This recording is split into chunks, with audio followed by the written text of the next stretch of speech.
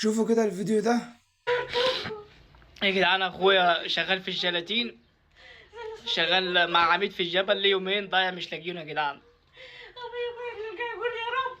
توفى يوسف السيد جبريل بسبب ان هو كان شغال عند ناس في الجبل وقتلوه.